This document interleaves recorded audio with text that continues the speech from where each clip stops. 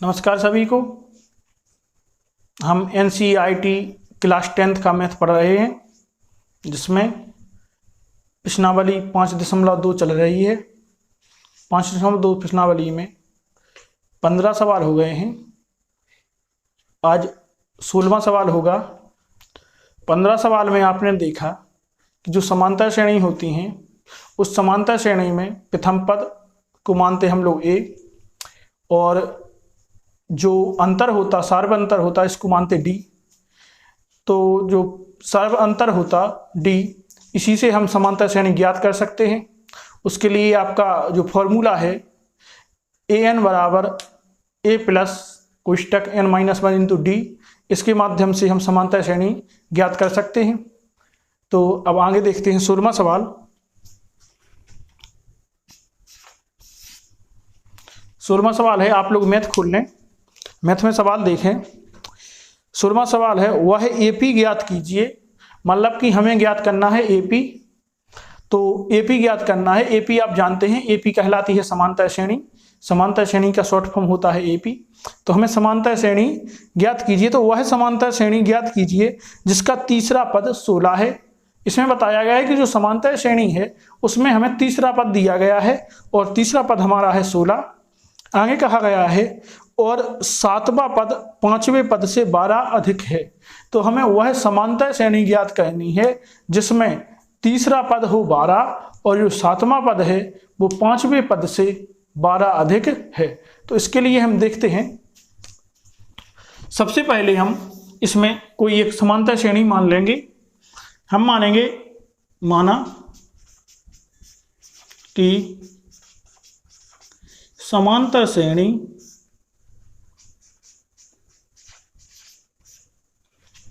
में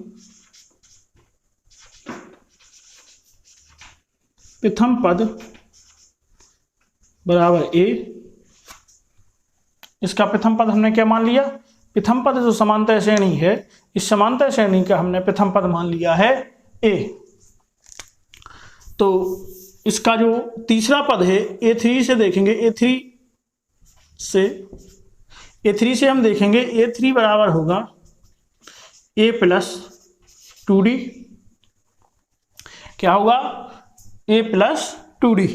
यहाँ से हमें पता है, हमने पहले भी हम देख चुके हैं कि यदि हम कोई भी समांतर श्रेणी का पद निकालते हैं, उसके लिए हमारी जो है A, दूसरा होगा A प्लस D, तीसरा होता A प्लस 2D, चौथा होता A प्लस 3D। इसी के अनुसार हम आगे करते जाते हैं। तो यहाँ पे यदि हम समांतर श्रेणी माने कोई भी, तो उसमें पहला पद A है, तो पहला पद कहलाएगा A। दूसरा यदि पद हमें ज्ञात करना है तो उसके लिए होता है A प्लस D, मतलब इससे हम दूसरा पद ज्ञात कर सकते हैं। और जो तीसरा पद है उसको हम ज्ञात कर सकते हैं इससे A प्लस 2D, और चौथे पद को A प्लस 3D। मतलब कहने का है कि कोई भी हमें पद यदि कहा जाए कि हमें 17वां पद ज्ञात करना है, उसके लिए जो हमारी समांतर श्रेणी होगी, क्या फॉर्मूला होगा? तो कौन सा पद ज्ञात करना है? हमें करना है 17वां पद ज्ञात। 17वें पद के लिए हम देखेंगे A plus 16D। A plus 16D क्यों? क्योंकि यहाँ पे हम देख रहे हैं कि यहाँ पे जो हमारा चौथा पद है, चौथे पद के लिए हमारा मान जो निकल रहा है वो है A प्लस 3D। तो यहाँ पे चौथे पद का मान है, लेकिन यहाँ क्या दिया गया है? यहाँ पे दिया गया है 3। तो इसी प्रकार से हम जो 7वां पद यदि ज्ञात करना है तो उसके लिए हमारा फॉर्मूला होगा A प्लस 17D। हाँ, अब हमें पद ज्ञात यदि करना है तो उसके लिए हमें मान पता होना चाहिए A का, और इसी प्रकार से मान पता होना चाहिए D का। तो हम जो समांतर श्रेणी है इसको ज्ञात कर सकते हैं। यहाँ पे हमें जो मान है, मान किसी का भी ज्ञात नहीं है। देखते हैं आगे।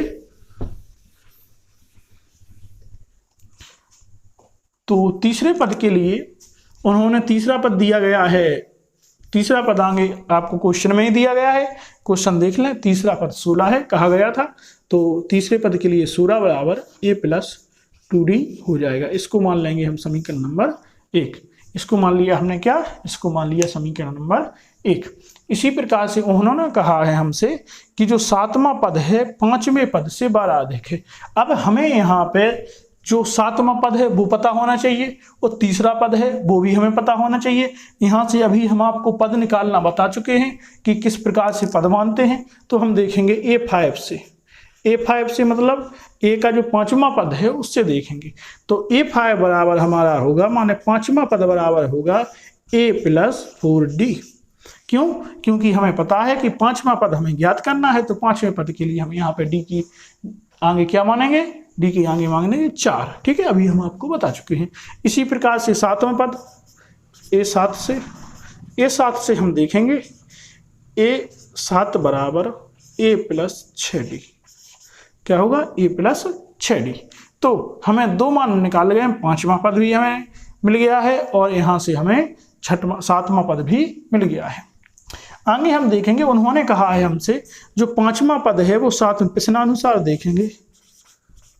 प्रश्नानुसार, जो प्रश्नानुसार है उसमें हमें कहा गया है कि जो पांचवा पद है, जो सातवां पद है A7 बराबर कितना है, पांचवें पद से 12 अधिक है। मतलब सातवां पद इससे 12 अधिक है। यदि हमें बराबर करना पड़ेगा तो हमें पांचवें पद में 12 ऐड करने पड़ेंगे। मतलब कि पांचवें पद में यदि हम 12 जोड़ दें तो ये दोनों पद कैसे हो जाएंगे, समान हो जाएंगे। ठीक है भाई, तो ये दोनों पद हमारे समान हो जाएंगे। तो यहाँ पे हमारा समीकरण हो गया है A7 बराबर A5 + 12। अब यहाँ पे हम जो मान है A5 का, A7 का मान रख देंगे, A5 का भी यहाँ पे मान रख देंगे। देखते हैं, A7 बराबर हमारा मान था A + 60 बराबर A5 का मान क्या निकला हमारा, यहाँ से निकला A + 4D, A + 4D + 12। तो यहाँ पे +12 कर लेंगे। ठीक है भाई, आगे देखेंगे, यहाँ से A और A ये कट जाएगा क्योंकि बराबर में दोनों संख्याएं समान हैं तो दोनों कट जाती हैं। अब यहाँ पे बचा 6D, प्लस का है 4D, इस साइड आएगा तो ये माइनस का 4D हो जाएगा बराबर, और यहाँ पे बचा 12, तो 12 के 12।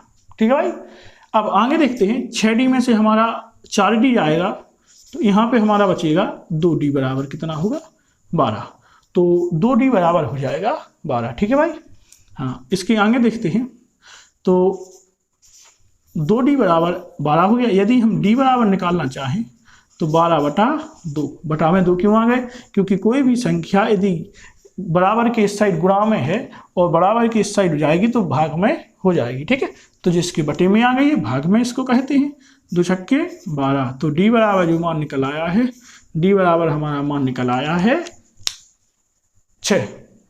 अब इसका कहने का मतलब क्या है, ये कहने का मतलब ये है जो समांतर श्रेणी है उसका अंतर कितना कहलाएगा, उसका अंतर कहलाएगा 6। तो समांतर श्रेणी में 6 का अंतर हमारा चल रहा है। अब यहाँ से हमें जो 6 का अंतर है, हमें D का मान यहाँ से प्राप्त हो गया है। अब यदि हम D का मान इस समीकरण नंबर 1 में रख दें तो यहाँ से हमें A का मान भी प्राप्त हो जाएगा। और आपको पता है, अभी हम बता चुके हैं सबसे पहले कि यदि आपको A और D का मान पता चल जाएगा तो आप कोई भी समांतर श्रेणी बता सकते हैं कि वो समांतर श्रेणी क्या है। तो हमें समांतर श्रेणी के लिए आगे हम देखेंगे कि हम कौन सा मान निकालेंगे। हम निकालेंगे A का मान। A के मान याद करने के लिए हमें D का मान किस में रखने का पड़ेगा, समीकरण नंबर 1 में। यहाँ लिखते हैं समीकरण 1 में D का मान रखने पर कौन सा मान रखेंगे, D का मान रखेंगे। जो D का मान है वो देखते हैं, तो 16 बराबर A + 2D। तो 16 बराबर A का मान हमें पता नहीं है, +2 और D का मान है 6। तो 16 बराबर A + 6 दूनी 12, 12 इस साइड आएगा तो 16 - 12 बराबर A हो जाएगा। यदि A बराबर निकालेंगे तो A बराबर हमारा निकलेगा 4।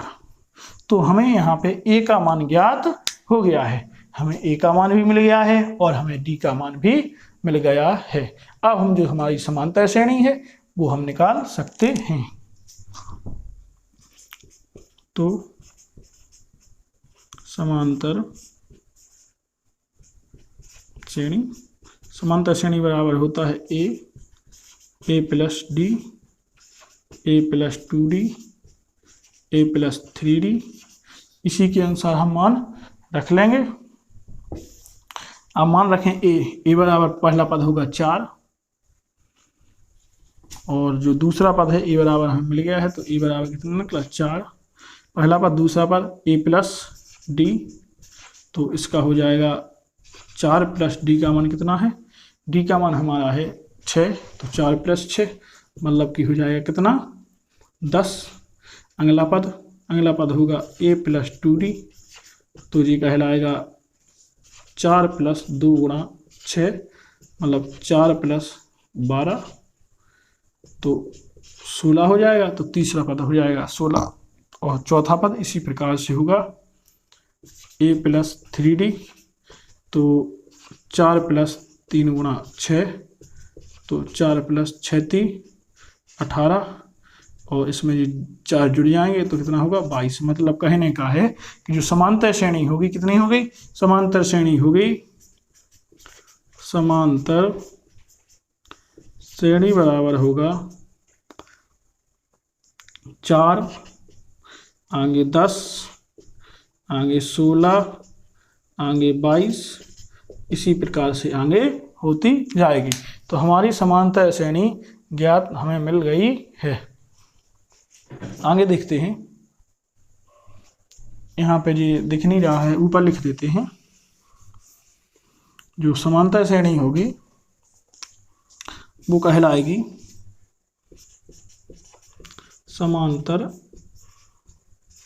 श्रेणी बराबर होगा 4, पहला पद 4 निकला, दूसरा पद निकला 10, तीसरा पद हमारा निकला 16, चौथा पद निकला 22। इसी प्रकार के 6 के अंतर से हमारे आगे भी निकल आएंगे। तो हमारी समांतर श्रेणी हमें ज्ञात हो गई है। आपको सवाल बिल्कुल समझ में आया होगा, हमें आशा है। तो ये 16वां सवाल हमारा हो गया है। आगे देखते हैं, आप इसका स्क्रीनशॉट ले लें या सवाल नोट कर लें। इसके बाद हम आगे सवाल देखते हैं। हमारा जो 16वां सवाल है वो हो गया है। अब 17वां सवाल देखते हैं।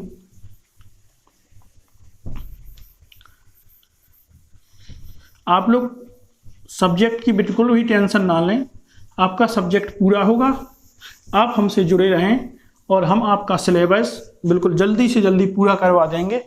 और ये आप हमारा विश्वास मानें, बहुत जल्दी ये आपका सिलेबस ख़त्म हो जाएगा। हम पूरी कोशिश करेंगे जल्दी से जल्दी सिलेबस पूरा करवाने के लिए।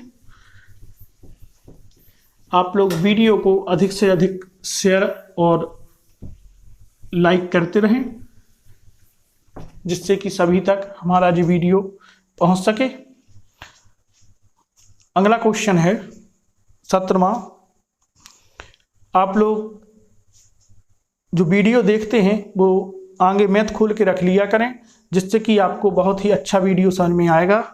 और जो ऑनलाइन पढ़ाने के लिए बात होती, यदि पढ़ने की भी बात होती तो ऑनलाइन पढ़ने में आपको प्रॉफिट तभी मिलेगा जब आप पूरा मन अपना वीडियो पर देंगे और जो भी आपको समझाया जा रहा है या बताया जा रहा है वो हाल के हाल अपने जो कॉपी है आपकी उसमें नोट करें। यदि आप लोग ऐसा करते हैं तो आपके लिए इसका बहुत अच्छा प्रॉफिट होगा। यदि आप लोग वैसे ही वीडियो देख रहे हैं और वीडियो देख के छोड़ देते हैं तो उससे आपको प्रॉफिट बिल्कुल भी नहीं होगा। तो आप अधिक से अधिक ये ध्यान रखें कि आप जो सवाल हम बता रहे हैं आपको, वो सवाल आप अपनी कॉपी पे जरूर नोट करें। यदि आप लोग सवाल कॉपी पे नोट कर लेंगे, उससे आपको कभी भी आप यदि क्वेश्चन देखेंगे तो आपको हमेशा याद आ जाएगा। क्योंकि जो भी क्वेश्चन हमारे हाथ से लिख के निकल जाता है एक बार, उसका हमें याद रहता है कि जी हमने लिखा है और वो हमें याद भी रहता है। तो क्वेश्चन याद रखने के लिए आपको एक नोट कॉपी बनानी पड़ेगी, जिससे आप लोग सवाल आगे कभी भी पढ़ सकें। ठीक है बच्चों, तो आप लोग जो आपकी फेयर कॉपी आप लोग कहते हैं उसको भी बना लें। हाँ, 17वां सवाल है वो है एपी बराबर एक समांतर श्रेणी दी गई है जिसको कहते हैं हम एपी। तो एपी बराबर दिया गया है 3, 8, 13, और dash dash dash dot dot dot 253 में अंतिम पद से 20वां पद ज्ञात कीजिए। इसमें हमें बताया गया है कि जो अंतिम पद है, अंतिम पद इसमें है 253। इस 253 से पहले वाला 20वां पद हमें निकालना है। तो समांतर श्रेणी देख लेते। एपी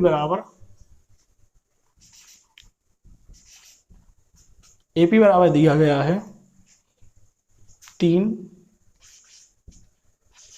8 13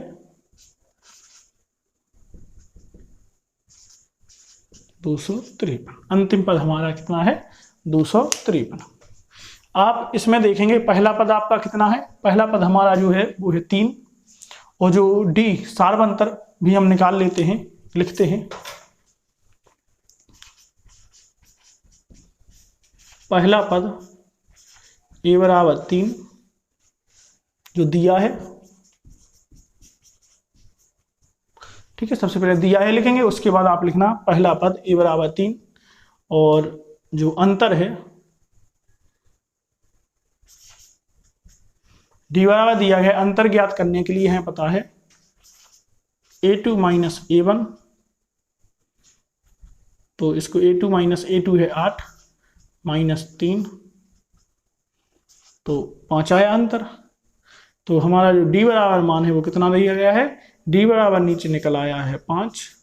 तो हमें ए का मान पता है और डी का भी मान पता है। जो अंतिम पद होता, अंतिम पद, इसको लिखते हम एल, किससे दर्शाते? एल से। तो इसका जो मान है वो है 253।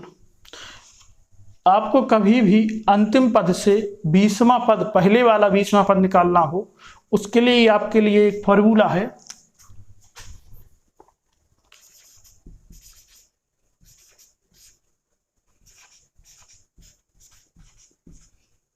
इसके लिए एक फॉर्मूला होता है ए एन बराबर एल माइनस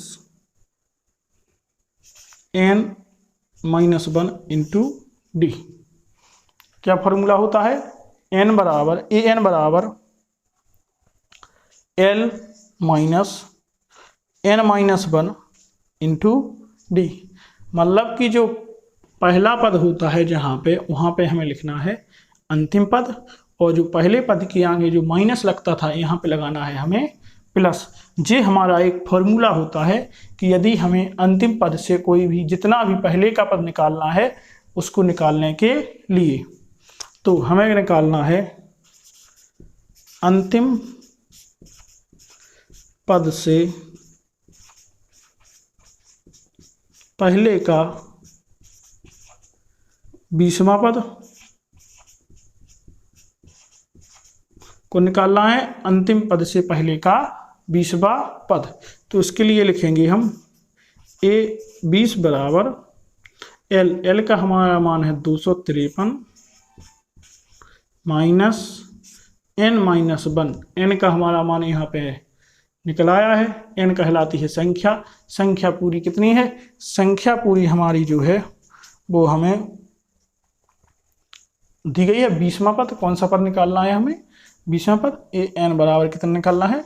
20वां। यहाँ पे निकले या आपको दिया गया ही है, जो एन बराबर है कितना? एन बराबर दिया गया है 20। मतलब हमें अंतिम पद से कितना पद निकालना है? 20वां पद। तो हम जो पहला हमारा जो पद अपन मानेंगे, कहाँ से मानेंगे? यहीं से मानेंगे। तो यहाँ से हमारा जो 20वां पद इस साइड, तो ए एन बराबर जो होगा क्या होगा? एन बराबर होगा 20। तो यहाँ पे लिखेंगे 20 माइनस 1 इंटू डी का मान हमें अभी यार मिल गया है, डी का मान है 5। ठीक है, आपको इतना समझ में आया? हमने आपको बताया कि आपको कभी भी अंतिम पद से पहले वाले यदि पद निकालने हैं तो आपको फॉर्मूला याद रखना पड़ेगा। जो फॉर्मूला है ए एन बराबर L minus N minus 1 into D. इसके जो मान, जितने भी मान हैं, आप मान रख के अंतिम पद से पहले वाला पद निकाल सकते हैं। ठीक है बच्चों? हाँ, तो आगे देखते हैं। ए 20 बराबर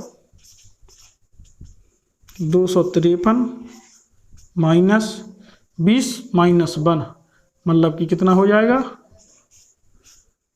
19, 20 में से 1 जाएगा 19, और यहाँ पे हमारा गुणा में कितना रहेगा, गुणा में हमारा रहेगा 5।